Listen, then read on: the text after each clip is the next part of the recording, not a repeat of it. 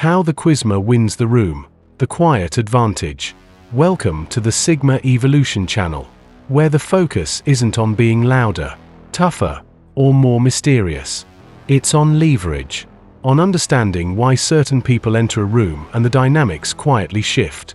No slogans, no posturing, just a clear look at how influence actually moves in modern social environments.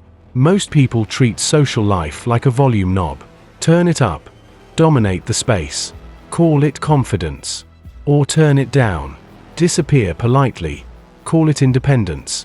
The Quizma ignores the knob entirely. He reads the circuitry. While others argue about presence, he studies timing. While they chase attention, he studies leverage. Social environments, to him, are not stages. They are systems. This is where the Quizma separates himself from the Alpha and the Sigma, not by noise or absence, but by fluency. The Alpha enters a room to establish rank. He speaks early, claims space, signals strength. It works until it doesn't. Once dominance is declared, flexibility collapses. The Alpha becomes predictable, locked into maintaining an image that now owns him. The Sigma, by contrast, avoids the room altogether. He prides himself on detachment, selective silence, minimal exposure. This preserves autonomy, but it also limits influence. You cannot shape environments you never enter. The Quizma does neither. He engages selectively, not socially. This is the first distinction. He does not attend gatherings to be liked. He attends to observe dynamics, identify incentives, and decide whether participation yields return. If it doesn't, he exits early and without drama. If it does, he integrates smoothly, like a well-placed variable in an equation that suddenly resolves. His tact is surgical. He knows when to speak, when to defer, when to redirect without confrontation. He uses charm the way a locksmith uses tools, quietly, precisely, without forcing the door. Compliments are sparse and specific.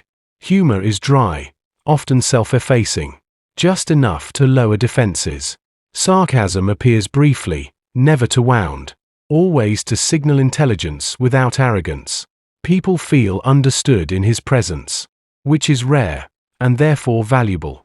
Savoir-faire is his real currency. He understands social codes without becoming enslaved to them. He knows how to dress for the room, how to pace conversation, how to exit before diminishing returns set in. He does not overstay, overshare, or overperform.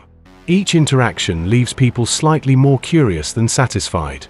That asymmetry works in his favor. Fluency is where efficiency compounds. The Quizma adjusts language in real time. Technical with specialists, relaxed with creatives, concise with decision makers.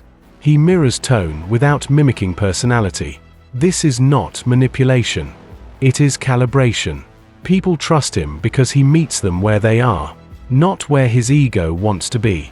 Unlike the Alpha, he does not need consensus. Unlike the Sigma, he does not reject it outright. He builds quiet alignment around outcomes. Invitations arrive. Access opens. Information flows. He advances agendas without announcing them, often letting others believe the idea was mutual. Ironically, this restraint earns him more authority than overt dominance ever could. When conflict arises, he stays calm. Emotional regulation becomes social gravity. While others escalate, he decelerates. While they posture, he clarifies. Most conflicts dissolve not because he wins them, but because they stop being worth having. This is the Quizma's advantage. Selective engagement, measured charm, strategic presence. He doesn't conquer rooms. He configures them. And when he leaves, the room feels different, slightly rebalanced, like furniture moved just enough that no one can quite remember how it was before. That is not coincidence. That is design. The Alpha seeks control.